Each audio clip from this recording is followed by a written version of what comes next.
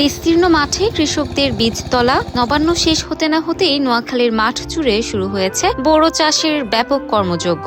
ইতোমধ্যে মাঠ পর্যায়ে বীজতলা তৈরির কাজ পুরোদমে এগিয়ে চলছে।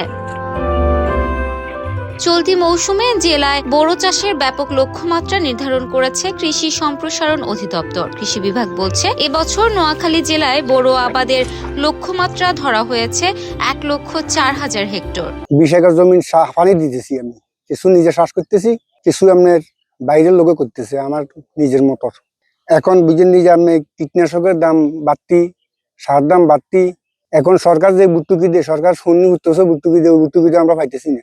এখন সারের দাম বেশির কারণে আমরা একটু সমস্যা ধরে গেছি। সারের দাম কম হইলে ইনশাল্লাহ আমরা লাভ বেশি হইতো। সারের দামও বাড়ি গেছে, ধানের দামও বাড়ি গেছে, জ্বালার দামও বাড়ি গেছে।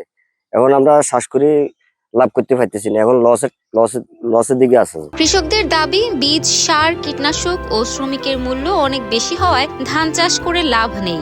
অন্যদিকে কৃষি বিভাগের দাবি, আবাদ সফল করতে সরকার ও কৃষি বিভাগ কৃষকদের পাশে দাঁড়িয়েছে বিশেষ প্রণোদনা নিয়ে। আমাদের নোয়াখালী জেলাতে এবছর বোরো আবাদের লক্ষ্যমাত্রা 1,04,000। আমাদের এখন বীজতলার কার্যক্রম চলমান আছে।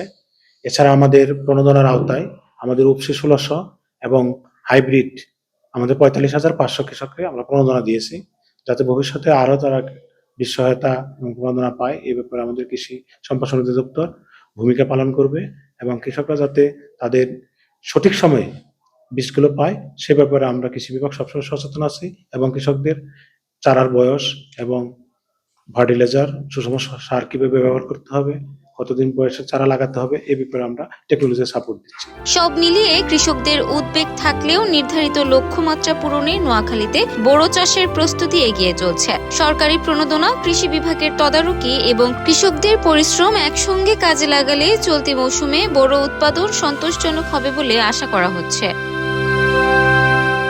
Desk report, campus Times.